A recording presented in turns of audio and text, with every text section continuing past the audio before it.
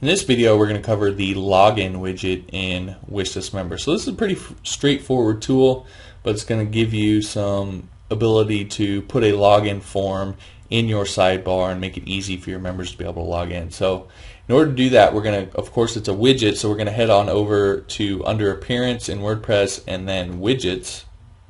And you can see that if we scroll down here, you're going to see this Wishlist Member widget available over here. So we're going to grab that and drop it into our primary menu, and then of course our primary sidebar. So then you can see you have a number of options. So the title when logged in, so this is whenever someone's logged in, and this displays in the sidebar what do you want the title to be. So we might say something like member details, and then title when logged out you might say member login, because of course they're going to see the login form.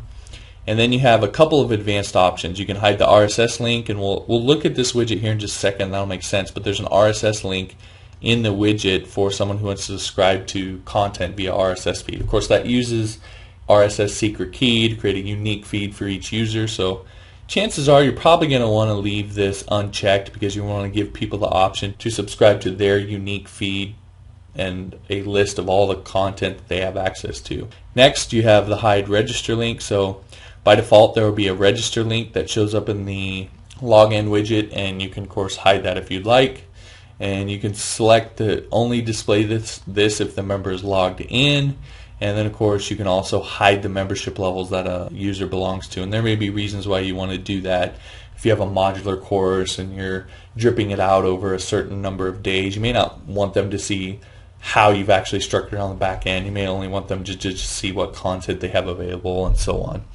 And then of course the last one is the width of the login fields, and we'll look at that in a second. That'll make sense. So we're going to go ahead and save this, and we're going to head back over here to our page, and we'll just refresh. And now you can see we have our member details for our title when we're logged in. You can see we have our levels because we haven't turned that off, and it's going to show us what levels we belong to.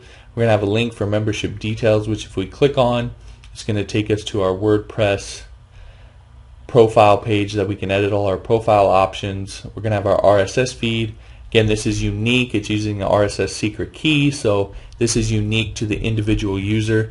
This will give us an RSS feed of the post that we have access to, so we can use that in a feed reader. And then of course we have a logout link here. Now if we come over here and look at this when we're logged out, you can see that now it says member login, and it has a username and password input field for where we can log in. So this is a really handy tool, really simple and straightforward and easy way for you to create a login form on your site and allow your existing members to log in. Of course, you can put this in the sidebar, or you can use the login merge code to create it in a page and have a link on your site for people to log in through that page.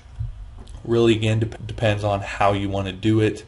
But again, this gives you the options to do that. So that's the login widget. It's really as simple and straightforward as that. So hopefully you found that helpful. I'll talk to you again soon.